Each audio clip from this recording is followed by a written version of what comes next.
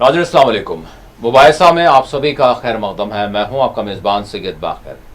जिस तरह से हालात अमेरिका इज़राइल ने यानी तबाहकुन बना दिए हैं खलीज अरब में, आपको बता दें कि इसी पर हम सूरत हाल पर नज़र डाल रहे हैं और बात कर रहे हैं कि इस वक्त जो सूरत हाल बनी हुई है ईरान पर, जिस तरह से इन्होंने हमला किया और उसके बाद ईरान की जानिब से जो रिटेलिएशन चल रहा है। लेकिन इसके साथ साथ अब ऐसा मालूम हो रहा है कि अमेरिका और इजराइल दीगर ममालिक को भी यानी इस जंग में घसीट रहे हैं, चाहे वो अज़रबैजान हो, चाहे वो दीगर खलीजी ममालिक हों, या फिर जो खामोश बैठे हुए वो भी हों।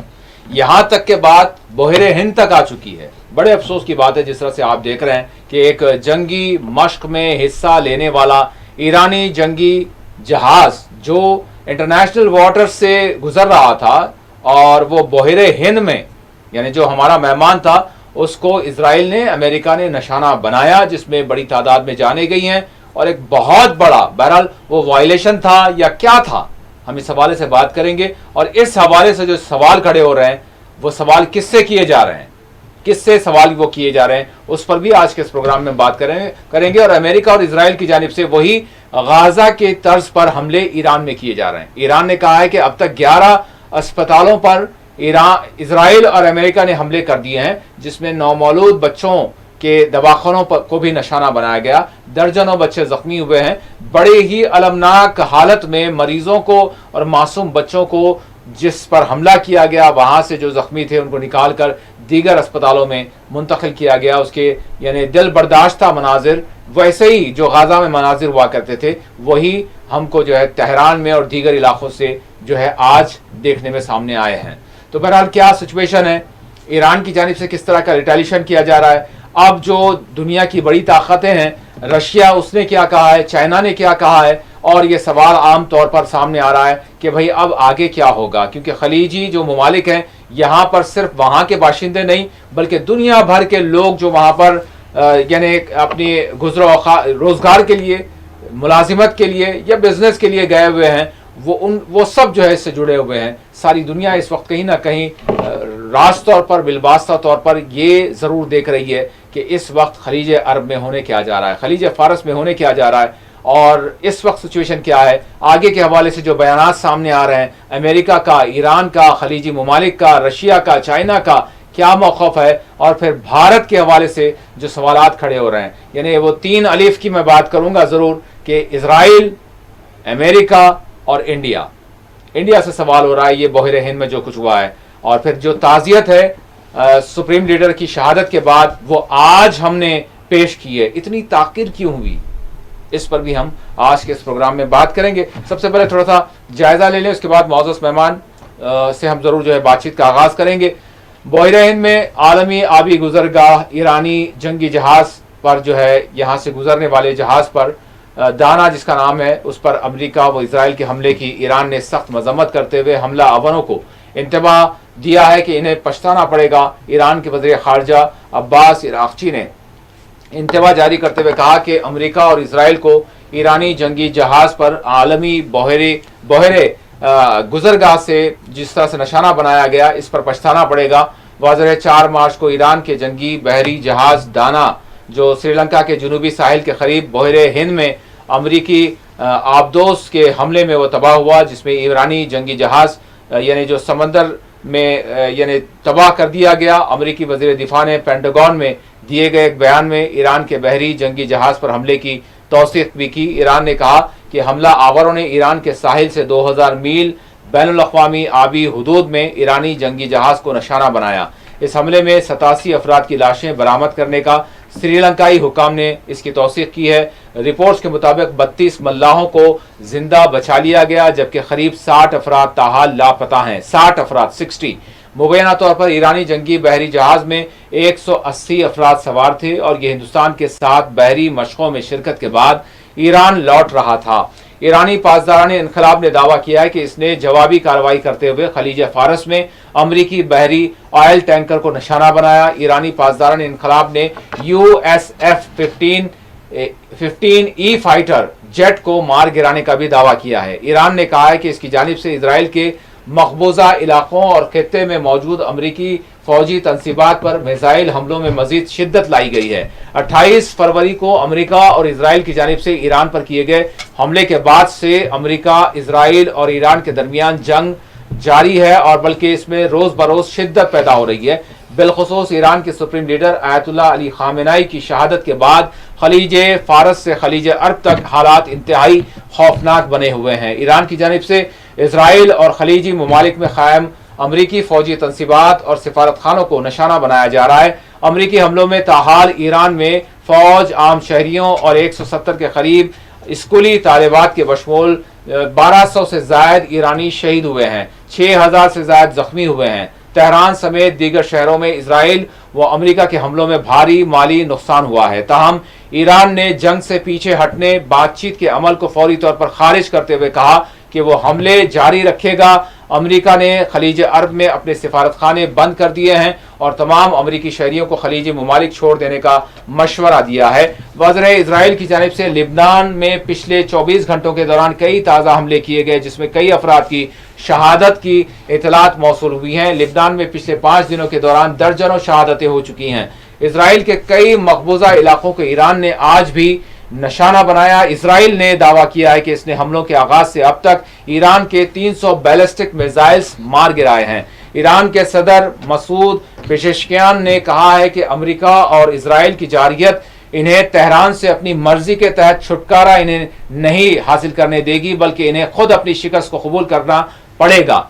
ईरान के वज़ीर ख़ारजा अली लारिजानी ने कहा है कि हम अमेरिका के साथ कोई इफ़हाम व तफ़हीम नहीं करेंगे। ईरानी पार्लियामेंट के स्पीकर मोहम्मद बाक़िर गालिबाफ ने कहा है कि जारियत करने वालों को सजा देने तक हमारे जवाबी हमले बंद नहीं होंगे। ईरानी वज़ारत ख़ारजा के तर्जुमान ने अपने जारी करदा ताज़ा बयान में कहा है कि ईरान अपने पड़ोसियों को निशाना बनाना नहीं चाहता, लेकिन हम यहाँ मौजूद अमरीकी तनसीबात को निशाना बनाते रहेंगे।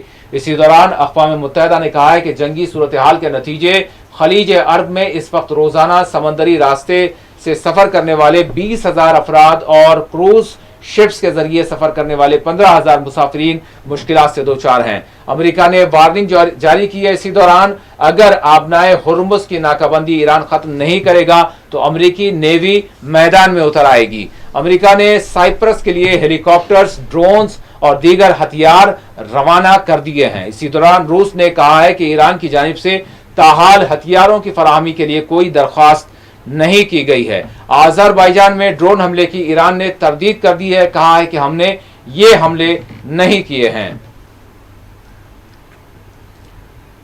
और आपको बता दें कि अमेरिका और इसराइल के हमले में तेहरान के गांधी अस्पताल को शदीद नुकसान पहुंचा। हमले के नतीजे नौमौलूद बच्चों का वार्ड और IVF सेंटर तबाह हो गया। मलबे और गर्द गुबार के दरमियान तिब्बी अमला नौमौलूद बच्चों को यहाँ से निकाल कर एम्बुलेंस में मुंतकिल करता हुआ यानी नजर आया। ईरानी रेड क्रिसेंट के मुताबिक हमले में अस्पताल और करीबी रिहायशी इमारत को शदीद नुकसान पहुंचा।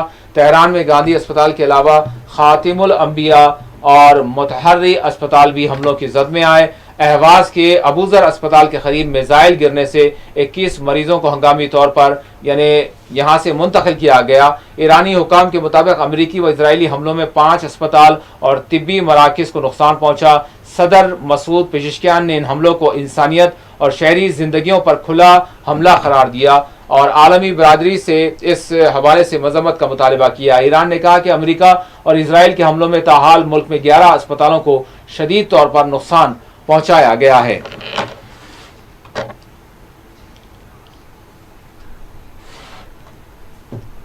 नाज़रीन, सबसे पहले भारत के हवाले से बात करेंगे, क्योंकि ईरान की जंग और जो खलीज अरब में जो कुछ चल रहा है उस पर तो बात करेंगे, लेकिन वो मामला जो हमारे मुल्क से रास्त तौर पर जुड़ा हुआ है वो यानी समंदरी रास्ता या फिर वो समंदर जो हमारे मुल्क के नाम यानी नाम से जाना जाता है बहिर हिंद, और फिर वो जहाज जो ईरान का था बेफिक्री के साथ जा रहा था, क्योंकि इतना तो उनको यकीन था कि हम जिस मुल्क में जो है हम बहैसियत मेहमान एक यानी मश्क करने के बाद हम लौट रहे हैं दूसरे मुल्क तक, हमारे मुल्क तक पहुंचने तक तो हमको जो है कोई ऐसा खतरा नहीं होगा।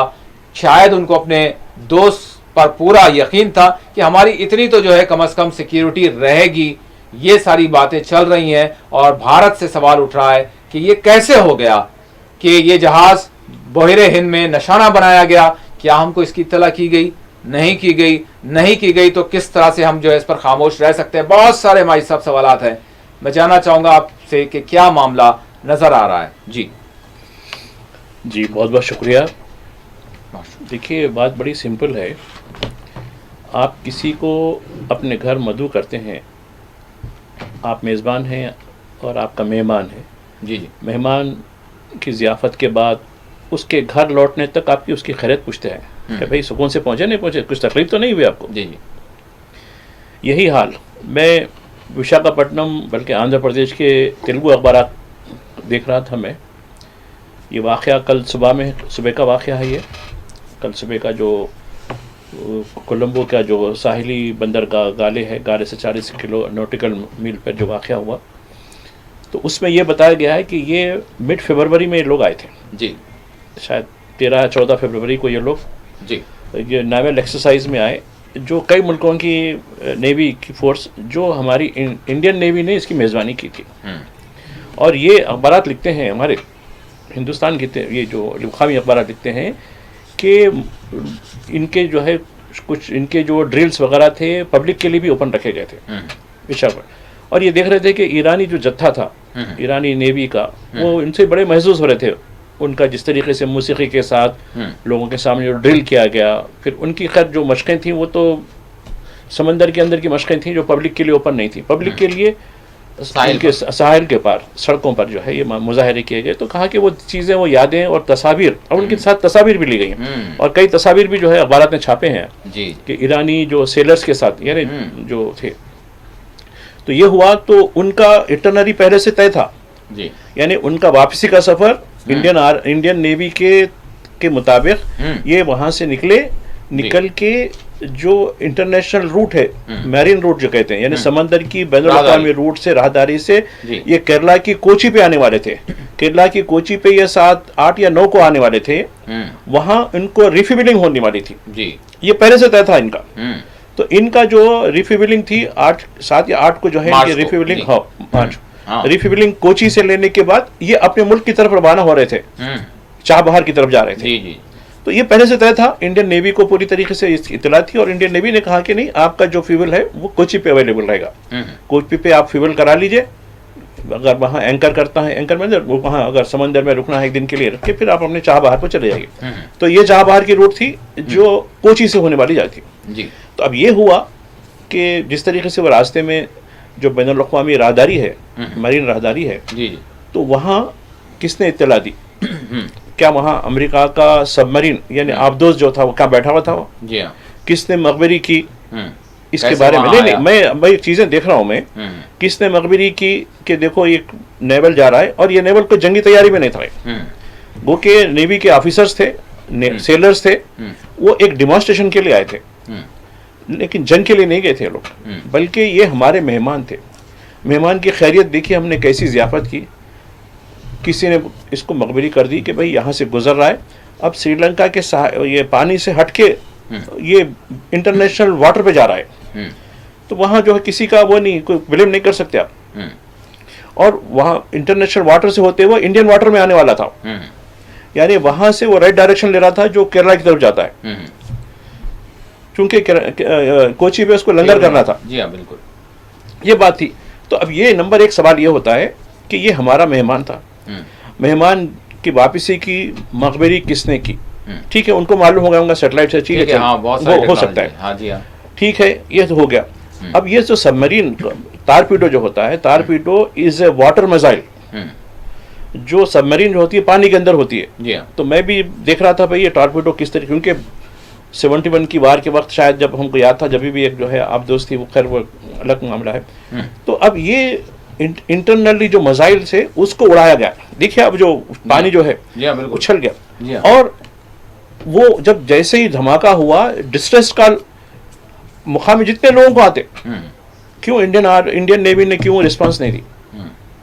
श्रीलंकन नेवी ने जो है 5:08 को सुबह में, कल की सुबह में 5:08 पर वो मैसेज रिसीव हुआ, वो श्रीलंकन आर्मी को, नेवी को। इसलिए होते ही उन्होंने जो डिस्पैच हुआ 6 बजे डिस्पैच करा, वहां जाके डिस्पैच किया, फिर 7 बजे एक डिस्पैच किया, चूंकि मदद के लिए रोजनामा हिंदू और रोजनामा जो है इंडियन एक्सप्रेस की बड़ी तफसील से लोग, क्योंकि हिंदू कोलंबो से दिया इसकी रिपोर्ट, जी हाँ, और तो वहां डिस्पैच किया तो देखा तो क्या वहां मलबा नहीं है, मगर पानी का इर्तियाश जो होता ना, जी हाँ, तो वहां ढूंढ निकाले गया। तो कुछ जो सेलर्स थे वो गौते मार ले रहे थे, तो उनको बचा लिया गया, जी हाँ, क्योंकि जो बच गए थे, जो एकदम थे, क्योंकि सुबह का वक्त था वो। जी हाँ, तो ये बड़ी मुश्किल की सूरत हाल से उन्होंने निकाला, फिर लाशें भी निकाली। अब मैं समझता हूँ कि 40-50 के ऊपर तो मिसिंग है अभी भी, जो ये कह सकते जी हैं। हाँ, जी हाँ, ये तो हो गया ना, ठीक है, चलिए ये हो गया भाई, हिंदुस्तान से कोई ताल्लुक नहीं है, हिंदुस्तान ने भी तरदीद कर दी कि हमारा कोई ताल्लुक नहीं है इसके, लेकिन इस पर कुछ ताज़ियत तो होनी चाहिए ना। अरे ये गलत हुआ भाई हमारे समंदर में, ठीक है। आप ये कह रहे हैं, अब इनके जो ट्रोल आर्मी है कह रहे हैं सारा इंडियन ओशन हमारा, इंडिया का कैसा हो सकता है, कुछ हिस्सा हमारा है। अरे हो भाई, नाम तो इंडिया का ही है ना भाई, ठीक है, नहीं हुई होगा, वो इंटरनेशनल जो है रूट है वो, ठीक है, चलिए। ये नहीं हुआ, हमारे मेहमान थे, हमारे मेहमानों के साथ ऐसा हुआ, एक दुख का लफ्ज। अभी आप बता रहे थे कि 5-6वें दिन जो है जाके वो भी बेचारे विक्रम मिस्त्री, जिसको जो है वो ऑपरेशन सिंदूर के वक्त इसके ऊपर इस पर जो है लान दान किए थे ना, इन्हें डिक्लेयर कर दिया जंगबंदी, वो है, बल्कि उन्हें क्या करेंगे वो, तो उसको भिजाया गया, जाके ताज़ियत करके आओ। क्यों इतना, और ये सेलर्स की मौत पे क्यों नहीं, क्यों अच्छा ये हुआ, फिर श्रीलंका के लोगों से पूछना था, अरे भाई क्या है, ये लोग बच गए, कैसे हुआ। हमारे यानी हिंदुस्तान में जो ईरानी सफ़ीर है उससे पूछना था।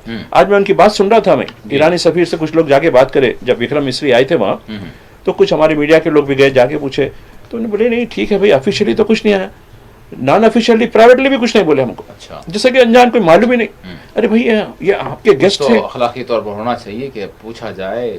नहीं, ये किस हद तक गिर चुके हैं। क्या हिंदुस्तानियत ऐसी होती है, क्या हिंदुस्तान की तहजीब ऐसी होती है कि अरे दुख का कम से कम मिस्री के जरिए तो बोलना चाहिए, अरे भाई ठीक है, इस पर हमारे दुख हो गया, ये लोग है, कम से कम उनसे फ़ोन पे बात करना चाहिए, ऐसा हुआ, देखो भाई खैरियत तो है, इतने लोग आपके बच गए, सही है, फला है, चलिए।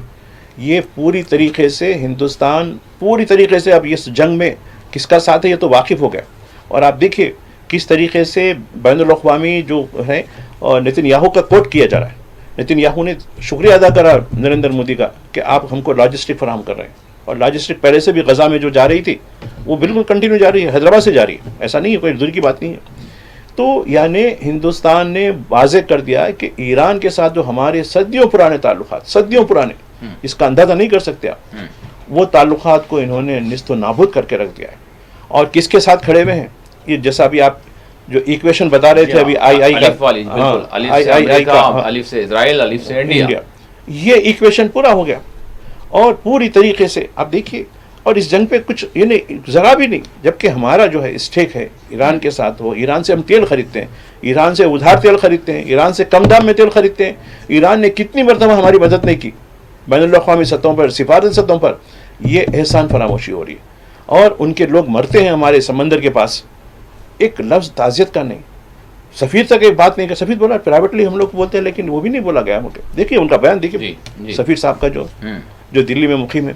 तो मैं समझता हूँ कि ये हमारी, मैं समझता हूँ कि हमारी जो तहजीब थी, हिंदुस्तानियत जो थी, जिस देश में गंगा बहने वाली तहजीब थी, वो तहजीब को इन्होंने निस्तो नाबूद करके रख दिया। अच्छा भाई साहब, इसके साथ साथ ये भी चीज़ हमारी क्या सलामती के हवाले से भी एक बहुत बड़ी हमारे लिए कारी ज़र्ब नहीं है कि दूसरी ताकतें हमसे बिल्कुल करीब अगर कोई कार्रवाई करेंगे या हमला करेंगे तो हमको इतला भी नहीं करेंगे।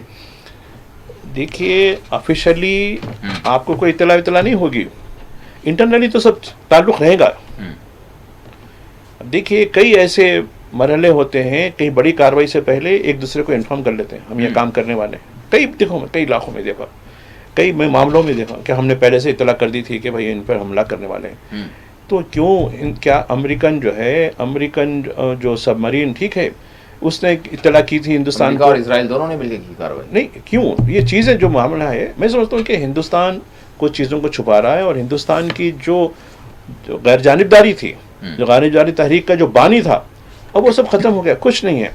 बिल्कुल हम एक फरीक के साथ खड़े हो गए, बल्कि हम जुल्म को देख रहे थे और जो मजलूम है, मासूम है, उन पे दो लफ्ज़ सोच के नहीं बोल सकते हैं। ये हमारी तहजीब हो गई है। तो मैं समझता हूँ कि हिंदुस्तान खैर इंटरनली जो मसाइल है हमारे वो अलग हैं, लेकिन बैनुल अक़वामी सतह पर जिस किस्म से जो हमारी छवि है वो यकीनन मुतासिर हुई है। ये वाक़या खैर पहले तो ये कि जो आयतुल्लाह साहब की जो शहादत हुई उसके ऊपर हम किस हद तक यानी बिल्कुल एक जो है यानी, और आप देखिए इन पर जो है नाजिबा जो है सोशल मीडिया पे जो है नाजिबा तौहीन आमेज वो बना, इसको बना के इस पे कोई कार्रवाई नहीं हुई। मैं अभी आज ही देख रहा था, महबूब नगर ये करीब में है, हैदराबाद से 110-20 किलोमीटर वाक़े पे है कि एक जो है शख्स ने नाजिबा जो है कार्टून बना के जो है उसको वायरल किया। उस पर कुछ मुस्लिम नौजवान इफ्तार के वक्त अलामती एहतजाज करे, उनको अरेस्ट करके जो है जेल में डाल दिया गया। नहीं ये नक्ज़ अमन हो रहा है। अरे भाई नक्ज़ अमन तो किससे हुआ उससे करो ना। हैदराबाद की बात कर रहा हूँ, शुमाल में क्या हो रहा है अलग सवाल है। और एक जो जिस तरीके से अयोध्या में नितिन याहू की तस्वीर को हवन किया जा रहा है, उसको तिलक लगाकर कहा कि ये वीर है हमारा। देखिए जियोनिस्ट, खातिल, जेनोसाइडर, ये हमारा, अगर हिंदू धर्म इस तरीके का हो गया तो इस हिंदू धर्म को पता नहीं क्या होगा, आगे चल के नहीं कह सकते। बिल्कुल हिंदू धर्म बिल्कुल ऐसा नहीं है। नहीं हिंदू धर्म नहीं, अपने आप को बता रहे हैं कि हम मानने वाले हैं। नहीं ये हिंदू धर्म नहीं, ये अधर्मी लोग हैं, अधर्मी लोग हैं, ये धर्म के लोग नहीं, अधर्मी लोग हैं जो धर्म के खिलाफ है। हिंदू धर्म किताबें पढ़ो आप, हिंदू धर्म की किताबें मैं पढ़ता हूँ कि मैं मुसलमानों से भी कहूँगा पढ़ो आप, हर मजहब में कितनी अच्छी चीज़ें हैं। हिंदू तो पढ़ना छोड़ दिया, गीता पढ़ना छोड़ दिया। वो देखिए उसमें हक की जीत होती, हक जो है कमज़ोर रहता और जो बातिल होता वो ताकतवर रहता। उसमें ये मैसेज है इसका गीता के अंदर कि बातिल ताकतवर रहता लेकिन हक छोटा रहता, लेकिन बातिल को शिकस्त देता। और ये चीज़ होने वाली है, लेकिन ये पढ़ते नहीं, बल्कि हिंदू धर्म का नाम बिगाड़ रहे हैं, हवन कर रहे हैं उसके नाम पे, उसकी जीत के लिए हवन कर रहे हैं। और हम उसके तशहीर हो रही है, खामोश। और हमारे वहाँ के वज़ीर आला जो साहब है वो भी बड़ा खुश मसरूर हो रहे हैं। नहीं ये तो बिल्कुल हमारा मसीहा हो गया। यानी अब जियोनिस्टों की ज़रूरत हो गई, लोगों को जियोनिस्टों की, खातिरों की, जिनोसाइडरों की ज़रूरत हो गई।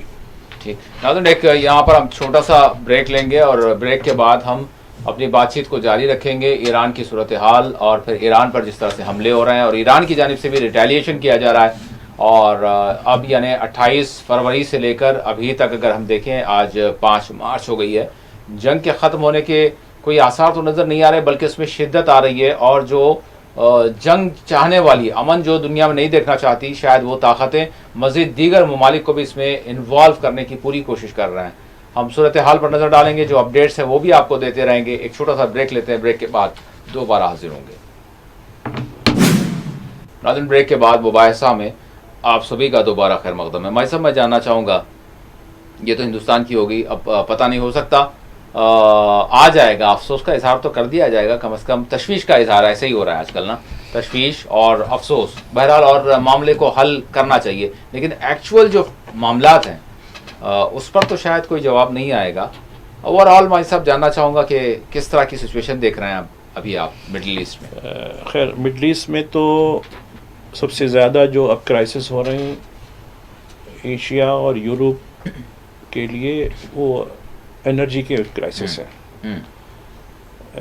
जो गैस की जो सरबराही थी वो तकरीबन बंद हो चुकी। गैस के यूनिट जो क़तर के थे, जो हिंदुस्तान को कम दाम में सब्सिडाइज रेट में क़तर से जो गैस आती थी, वो उसकी बिल्कुल जो है बंद हो गई है। दूसरा हुर्मुज़ का जो मामला था, स्ट्रेट ऑफ हुर्मुज़ यानी आबनाए हुर्मुज़, वो उसके बंद होने से अभी आप बता रहे थे कि डोनाल्ड ट्रंप जो है दस्ते भेजेंगे, नेवी को उनके ज़रिए जाएंगे। तो खैर देखिए कितने दस्ते भेजते हैं, क्योंकि वहाँ हर दिन 120 से 140 है हेवी टैंकर्स गुजरते हैं वहाँ से।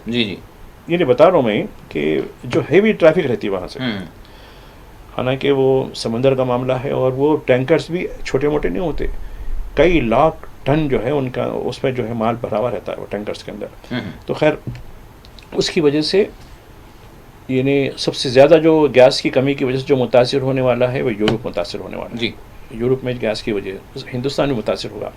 और तेल की वजह से देखिए, तेल की कमी का जो मामला हो रहा है, तेल से हिंदुस्तान भी, क्योंकि हिंदुस्तान को गुज़िश्ता 3 दिन से कोई तेल की तरसील नहीं हो रही। तो अब मुझे ये बताया गया, हरदीप पुरी साहब जो है, जो एप्स्टीन फाइल के हीरो हैं हमारे पास, मेरे ख्याल उनका नाम नहीं ले सकते हो, उनकी लीडरशिप में, उनकी सदारत में मीटिंग हुई हमारे पास पेट्रोलियम मिनिस्ट्री की और उसकी जो है हमारी जो प्राइवेट जो कंपनियां हैं जो प्रोक्योर करती हैं उनके साथ मीटिंग हुई। तो क्या है, तो ये कहा गया कि भाई हम अमेरिका को वजारत ख़ारजा के ज़रिए एक मैसेज दिए हम लोग जी। ये मैं जो कह रहा हूँ उसकी बात सुन लीजिए जी जी। यानी हम एक मुख्तदर कंट्री हैं, हम हमारी जो पेट्रोलियम मिनिस्ट्री ने वजारत ख़ारजा के ज़रिए एक रिक्वेस्ट भेजी है, एक एडवाइज़री भेजी है जी। कि भाई ये मामले को अमरीकी जो है ऐवान तक पहुँचाएँ, अमेरिका से ये इजाज़त लें कि थोड़ा वक्फे के लिए जब तक ये क्राइसिस है हम रूस से तेल खरीदेंगे।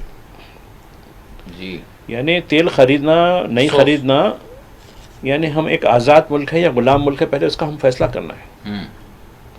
यानी हम तेल ठीक है ईरान यानी वहाँ से जो हरमुज़ से या जो भी हमारे पास जो आता था तेल, चाहे वो इराक़ से आए या किसी अरब कंट्री से आए या फिर ईरान से, तो लेने का सवाल ही नहीं हमारा, खतर से हो जी। हाँ, वो तेल अब चूँकि नहीं आने वाला है, 3 दिन से हमारी तरसील बंद हो गई है, तो वजारत ख़ारजा अमरीकी जो है एडमिनिस्ट्रेशन को ये चिट्ठी लिख रही है कि हमको जो है इजाज़त दी जाए, क्योंकि यहाँ से जो तेल आ रहा है पाइप के ज़रिए आ रहा है, हमारे को आसानी से जो होता हमको वहाँ से नहीं होना, वरना हम 40 से 45 दिन का स्टॉक रहता है, उसके बाद हमको बड़े क्राइसिस हो जाएंगे, मुल्क चलाने के लिए बड़ा मसला हो जाएगा। ठीक है, दाम अगर बढ़ते हैं, हालांकि ये अब जो इंटरनेशनल मार्केट में जो तेल के दाम उछाल आ गया, $85-89 बैरल हो गया जी, जबकि 60 था पहले जी, अचानक हो गया। लेकिन रशियन का जो तेल है बिलो $50 है जी, बिल्कुल। वो तो खैर बहुत अरसे से हम ले रहे हैं, लेकिन हमको कुछ उससे फ़र्क, हमारे कंज्यूमर को फ़र्क नहीं पड़ रहा उसका, कंज्यूमर तो वही पैसे दे रहा है, 100 रुपये के ऊपर का दे रहा है जी। तो ये नहीं बताने का मकसद ये है, तो ये सिचुएशन में ये बताइए कि हिंदुस्तान की जो सॉवरेनिटी है, हिंदुस्तान की जो ऑटोनॉमी है, हिंदुस्तान की हुकूमत की जो आज़ादाना है कि हम किससे तेल ख़रीदेंगे किससे नहीं ख़रीदेंगे, अब ये हम दूसरे मुल्कों की ईमा पर मुनसिर हो गया है। अब ये हम कुछ बताएंगे, इसराइल या अमेरिका बताएगा कि तुम तेल किससे ख़रीदेंगे, ये होगा। और एक चीज़ है, वेनेजुएला से तेल लेना वो तो हर माहिदा हो चुका है जी। और रिलायंस कंपनी जो है वो उस तेल बराबर उठा रही है वहाँ से, लेकिन वो जो तेल हमको आएगा वो फिर अगेन रेड सी से होते हुए आना पड़ेगा उसको। और रेड सी पे वहाँ नुक्कड़ पे कुछ लोग बैठे हुए हैं और उन्होंने वार्निंग भी दी है, जो भी ये हमारी जो ये इस फिलाक के लोग होंगे उसके लिए तो हम निशाना बनाएंगे। और उसमें ये हो रहा है, वेनेजुएला का तेल बहुत महंगा तेल है क्योंकि वो अमेरिकन कंपनियां बेच रही हैं इस वक्त। वेनेजुएला तो ख़त्म हो गया, वो उसका सदर को नाम था, उसको तो अरेस्ट करने के बाद अब वहाँ प्यूपट गवर्नमेंट आ गई, यानी कठपुतली सरकार आ गई और उन्होंने अमेरिका के हवाले कर दिया तेलों का। एक तो ये, दूसरा ट्रांसपोर्टेशन का खर्चा बहुत ज़्यादा है। ये जो आपने बताया कि 100 यानी 1800 हमारे जो है यानी हमारी गोदी तक आने तक, ये 1500, अगर गुजरात की गोदी पे आ गए तो 1000 नॉटिकल किलोमीटर्स होते हैं। जी जी, समंदरी। वहाँ से आने में 6000 नॉटिकल किलोमीटर होते हैं, तो खर्चा तो बढ़ेगा ना, ट्रांसपोर्ट लंबा, सफ़र लंबा हो तो खर्चा पड़ेगा, फिर रिस्क फैक्टर है। तो ये हमारे लिए मसला है। ठीक है, जंग में क्या हो रहा है वो अलग सूरत हाल है।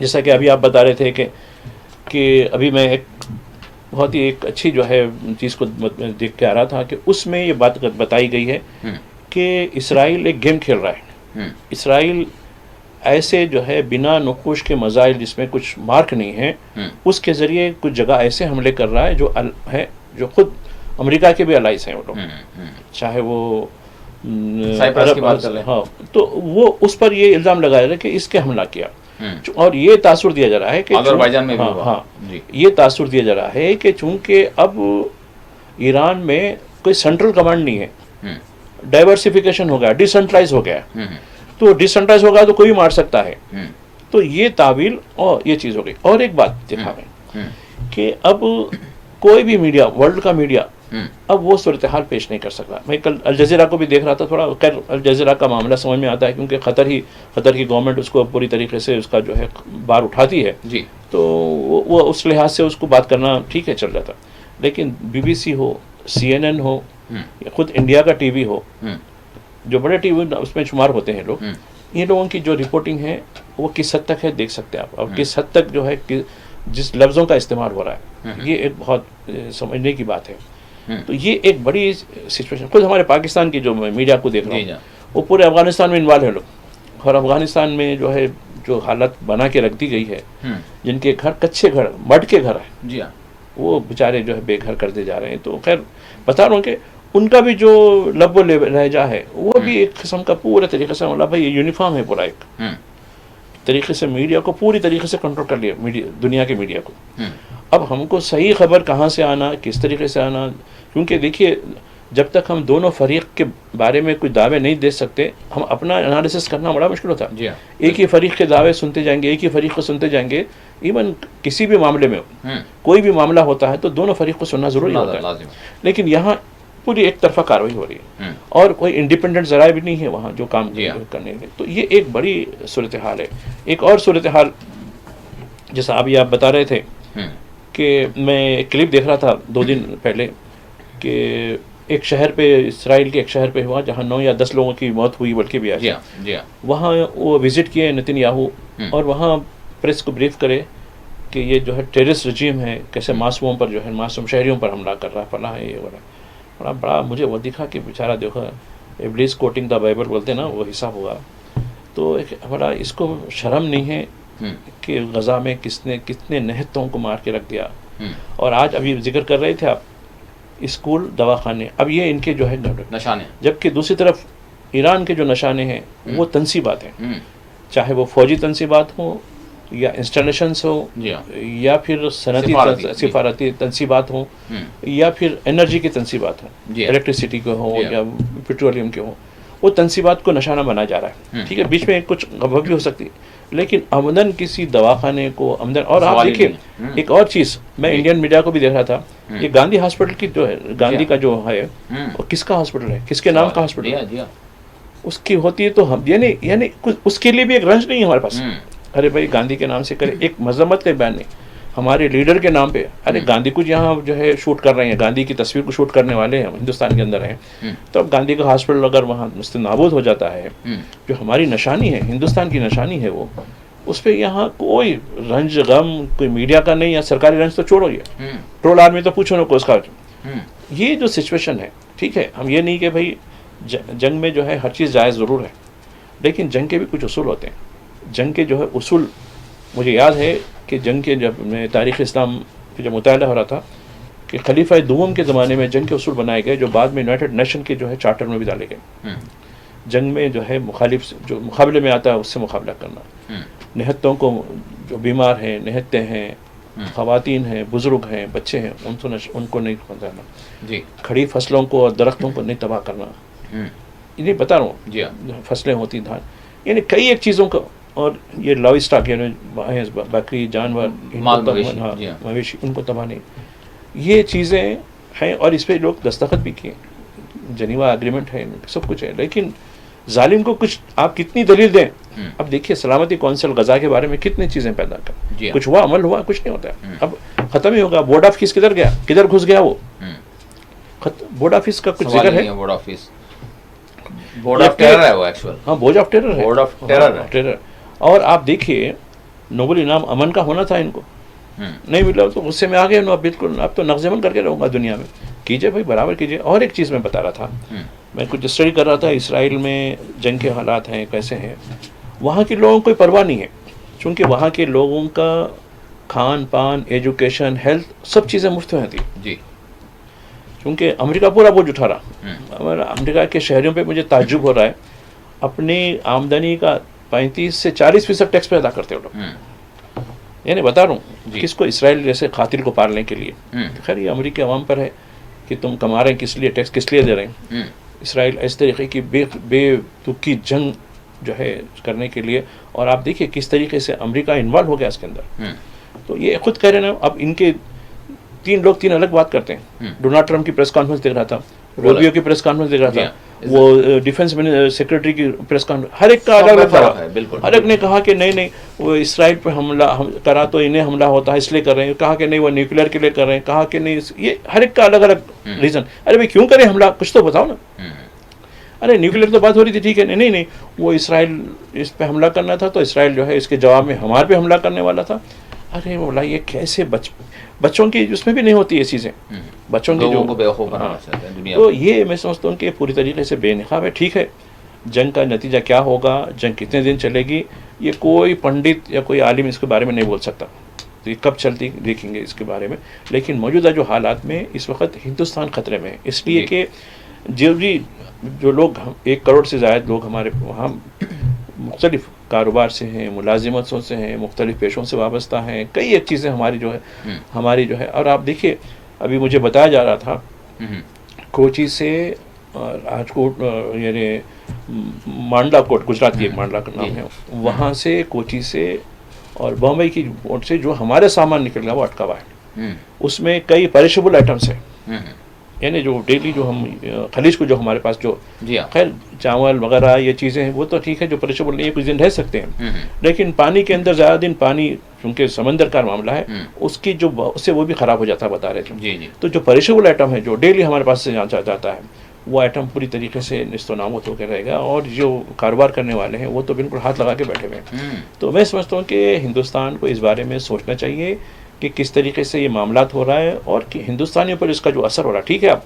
जग में किसी की भी तायद कर लो, आप इसराइल की तायद तो पहले से भी करते आ रहे हैं, कर लीजिए, कोई मसला नहीं। ईरान की मुखालिफत कर रहे हैं, कीजिए, कोई मसला नहीं। लेकिन हिंदुस्तानियों के इंटरेस्ट का, हिंदुस्तानियों के स्टेक का वो किस तरीके से तहफ़्फ़ुज़ कर रहे हैं, इसके बारे में तो ज़रूर कुछ ना कुछ कदम उठाने की ज़रूरत है। जी भाई साहब, अब मैं जानना चाहूँगा आपसे कि अरब मुल्कों के हवाले से क्या देख रहे हैं आप, कि क्या वो चाहते हैं कि जंग बंद हो जाए, या फिर वो चाहते हैं कि नहीं अब शुरू हो गई है तो फिर ईरान का मामला किस तरह से, क्योंकि इसमें बहुत सारे आग लगाने वाले भी एलिमेंट्स काम कर रहे हैं। अब देखिए, अंदर से भी बाहर से 6 अरब स्टेट्स मुतासिर हुए रास तौर पर। जी, खैर ओमान के बारे में तो खैर सफाई हुई है, उनको छोड़ कर कह रहा हूँ। अब इसमें से किसी ने भी इस वक्त रिटेलेट नहीं किया, यानी दोबारा इसका जवाबी कार्रवाई नहीं की। जी, इसकी क्या वजह हो सकती है? नंबर 1। नंबर 2, ईरान ने ये वाज़ेह कर दिया है कि आप हमारे दोस्त हैं, भाई हैं, हमारे पड़ोसी हैं, आपसे हमारा कोई बैर नहीं है, लेकिन आपके इलाके के अंदर हमारा दुश्मन बैठा हुआ है और उसकी तंसीबात हैं, उसको हम निशाना बनाना है, हमारा मकसद है।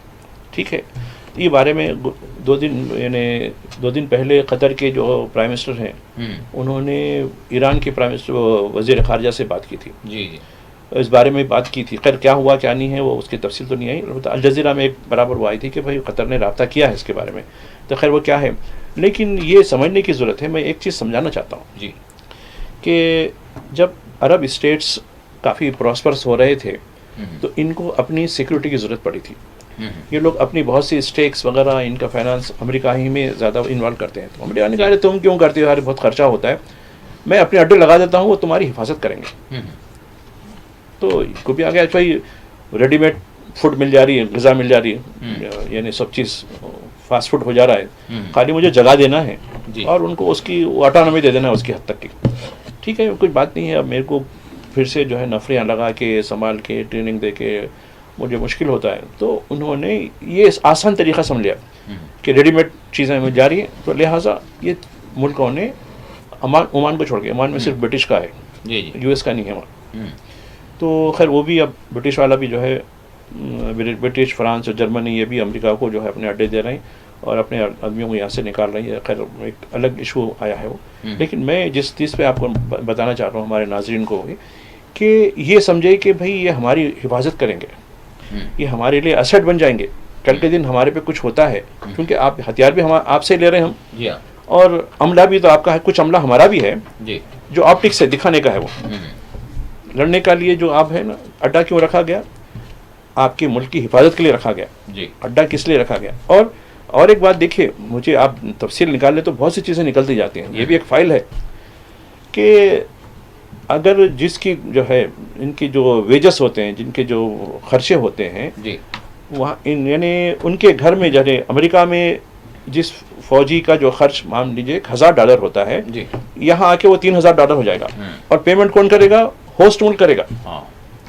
यानी पैसा इनका, ज़मीन इनकी, ट्रेनिंग इनकी, और वो उतनी ऑटोनॉमी भी उनकी, वो फैसला साजेंगे, खर्चा ये बेचारा देगा। अरे उसको तो मेरी हिफाजत के लिए आए ना भाई, ये तो मेहमान है, लिहाजा वहाँ $1000 का या मैं 3000, यानी देखिए, अब देखा जाके उनके जो वेजेस के टेबल देखा देखा तो मतलब ताज्जुब, खैर फयाज लोग हैं, दिए होंगे, चलो ठीक है। लेकिन जब मुसीबत बन गई, ये लाइबिलिटी बन गए। चूंकि इन्होंने क्या किया, जैसे ही बातचीत जंग के हालात हो रहे थे, अपने कोर कमांडर्स को वहाँ से निकालना शुरू कर दिया। खाली कुछ जो है नुमाइश के लिए कुछ लोगों को रख दिया, और कुछ पड़ोस के जो हमारे पड़ोस के कुछ ट्रेन याफ्ता लोगों को ला के भाई इनकी खिदमत ले लीजिए आप, रख दिया। तो देखो एक किराए का टट्टू जो होता, अपना टट्टू अपना घोड़ा अपने साथ रहता है। जबकि ईरान में अलग बात है। ईरान का अब हर शहरी, चाहे फौजी हो नहीं हो, एक जज्बा है उसके अंदर। आप दुबई में हैं तो कोई जज्बा देखेंगे आप ना, कुवैत में देखेंगे, बहरीन में देखेंगे, सऊदी अरब में देखेंगे, या किसी और मुल्क में देखेंगे, वो अवाम में जज्बा है मेरे मुल्क की हिफाजत के लिए लड़ूं, मरूं, शहीद हो जाऊं, नहीं, कतई नहीं। आप वो देखिए, बड़ा डिफरेंस है। ठीक है, इक्विपमेंट है, अड्डे हैं, बहुत कुछ कर सकते हैं, ठीक है, ये है। लेकिन जो नफरी जो ताकत है, एक जज्बे के तहत जो वो नहीं है। ठीक है, आप गजा में आप इतना कर दिए, 2 साल तक कत्लेआम करते रहे, क्या उनका बल टूटा भी ना? ईरान में भी आप 2 साल क्या 20 साल भी करेंगे तो टूटने वाला नहीं। आखिरी बच्चा भी जो है मज़ाहमत करेगा। हालांकि ईरानी जो साइकी एक अलग नौयत की है, गजा की जो साइकी अलग नौयत की, उसके बावजूद भी उन्होंने साबित कर दिया अज़्म और हौसले को शिकस्त देना मुमकिन नहीं है। तो गजा को झुकाने के लिए, हमास को झुकाने के लिए अमन के रास्ते पे आए, शर्म शेख को गए, तो देखा बड़ा ड्रामा किया ना उन्होंने। गुज़िश्ता 2-3 महीने पहले की बात है। उसके बाद एक क्या क्या नहीं करे ये लोग 20 मुल्क। तो ये चीज़ें होती रहेंगी, और मैं समझता हूँ कि ये जंग इतनी आसानी से रुकने वाली नहीं है। इसलिए कहा जाता है जंग तो शुरू की जा सकती है, और रोकना किसी के हाथ में नहीं है। ये बड़ी बात है। अब जिस तरह से इंटरव्यूज़ चल रहे हैं कि सवाल किया जा रहा है इजरायली एक वज़ीर से कि भाई आपके पास आप यानी अमेरिका हो सकता है कि यानी कि कुछ दिनों में ईरान में उतर जाए अमेरिकी अफवाज, क्या इसराइल भी चाहता है? तो वो ये कह रहा है कि जो है हम पिछले 47 वर्षों से इस बात के इंतज़ार में हैं कि हम कब यानी ईरान में उतरेंगे। तो ये बात जो चल रही है भाई साहब, और फिर नेवी जो है, नेवी को भी हम ला लेंगे मैदान में अगर बहरे अहमर का रास्ता नहीं खोला जाएगा। तो डोनाल्ड ट्रंप की धमकियाँ तो बराबर देखिए, ताकत के बलबूते पे आप ज़मीन को हथियार ले सकते हैं, कर सकते हैं, लेकिन लोगों के दिलों को नहीं ले सकते, कभी भी नहीं कर सकते आप ये। तो यही कह रहा हूँ कि मैं, चाहे गज़ा हो या ईरान हो, ये कभी भी अपने आप को सरेंडर नहीं करेंगे। अब आप देखिए, गज़ा में मुझे एक तफसील दी गई, गज़ा में कितने मुल्कों के हथियार आए, कितने मुल्कों की नफरी, यानी उनके जो फौजी किराए के जो लोग उनके लिए यानी गज़ा में आके कत्लेआम कर रहे हैं ये लोग, तो तफसील आई पूरी। उसके बावजूद भी ये लोग कुर्बानियाँ देते रहे, शहीद होते रहे। तो ये तो छोटी आबादी थी गज़ा की, ये तो एक बड़ा मुल्क है जी। सुने, तो ये इतने बड़े मुल्क में, इतनी बड़ी आबादी में, इतने बड़े वसील उसमें इतना आसानी से जो है आप तरने वाला समझ लेना, वेनेजुएला समझ लेना, ये इनकी अकल की कमी है। और मैं समझता हूँ कि आज नहीं तो कल ये सामने चीज़ें आ जाएंगी कि अमेरिकी अवाम को पछताना पड़ेगा कि हमने किस तरीके के एक अहमक को हमने ऊपर बिठा लिया और उसकी सज़ा हम भुगत रहे हैं, और किस तरीके से हमारे टैक्सों से ये जंग में जो है खून हो रहा है हमारे। यकीनन ये सूरत हाल है। अब भाई साहब बिल्कुल आखिरी सवाल, अब जो तारिकीन वतन खलीजी ममालिक में हैं उनको किस तरह की सिचुएशन सूरत हाल का सामना है, और क्या उम्मीद कर सकते हैं आने वाले, क्योंकि जो उनके रिश्तेदार हैं, घर वाले हैं, वो भी इस तमाम सूरत हाल को देख रहे हैं, और वो भी एक ईरान में जो हैं वो तो अपने मकाम पर है फंसे हुए लोग, लेकिन जो खलीजी ममालिक में हैं वो भी अपने फ्यूचर के हवाले से, बच्चों के फ्यूचर के हवाले से, और फिर जान पर बनाने की भी बात है कि पता नहीं कब क्या हो जाए। ये सूरत ये यहाँ 2 चीज़ें हैं जी खलीजी मुल्कों में, जैसा कि जो रोज़गार के लिए, कारोबार के लिए या पेशेवराना खिदमत के लिए जो लोग गए हैं, यकीनन अभी मुझे जो लोग कंपनियों में काम करते हैं उनसे ये कहा गया है कि वो घरों पे रहें, घरों से काम करें, वर्क फ्रॉम होम बोल के ये एक जनरल मैसेज चला गया। बाज़ार तो बिल्कुल वहाँ भी जो बड़े बड़े मॉल्स हैं कुछ हद तक चल रहे हैं, बाज़ मॉल्स, लेकिन सबसे ज़्यादा जो इस वक्त जो नुकसान ईरानी मज़ाइल से कम वहाँ की सिचुएशन से जो नुकसान हुआ वो यूएई को हुआ है।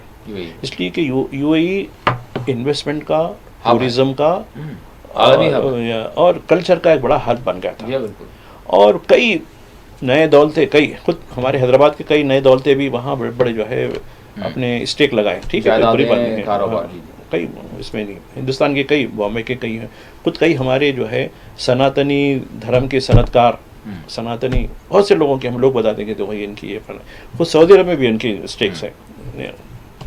तो ये इनके बड़े बड़े जो है स्टेक्स हैं, बड़े बड़े इनके जो है विलास हैं और कई इनकी इंडस्ट्रियाज हैं, ठीक है, ये होगा। और दूसरा सबसे इजी जो टूरिस्ट स्पॉट था, क्योंकि वहाँ बहुत अच्छी किस्म की जो है नहीं जो यकीनन दिल को लुभाने वाली जो चीज़ें होती हैं सयाहत के लिए, वो उन्होंने बहुत डेवलप करके रखा है। पूरी दुनिया में ऐसा नहीं है जहाँ जो दुबई में है, उसके लिए हिंदुस्तान से बेशुमार लोग जाते हैं, खुद बहुत से हमारे हिंदू भाई ज़्यादा हैं उसमें, उनके स्टेक हैं। और हमारे गुजराती, सिंधी और हमारे दीगर जो है उनके जो इन्वेस्टमेंट है, काफ़ी लोगों के इन्वेस्टमेंट है। उन सबसे ज़्यादा सोने की दुकानें इमारत में हमारे हिंदू भाइयों की है, खासकर जो गुजराती और सिंधी भाइयों की दुकानें हैं। तो ये पता ना कि ये जो इनका जो ख्वाब था, एक सेफ हेवन के नाम से मशहूर होता था, दुबई जा रहे भाई, दुबई जा रहे बस खत्म। सबसे महंगी सिटी है वो, लेकिन सबसे महंगा, सबसे पैसा भी कमाने वाली सिटी है। और एक बात है, जब से ये गज़ा का मामला हुआ 2 साल से, वहाँ यहूदियों को कारोबार करने की भी इजाज़त दे दी गई और हज़ारों की तादाद में यहूदी सेटलर्स भी वहाँ अपना मुकाम बना चुके हैं। तो ये जो एक किस्म का था ना, इसको बड़ा नुकसान हुआ।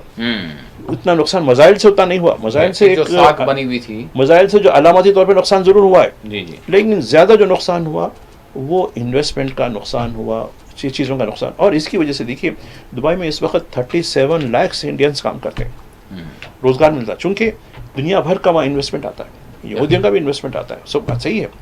अभी देखिए कुछ दिन पहले एक वाक़या हुआ था, आपको भी शायद 30 से 1 मिनट है हमारे पास। तो खैर बताना मकसद ये है कि जो यूएई की जो साख मुतासिर हुई है, वो साख फिर से आना बड़ा मुश्किल होगा।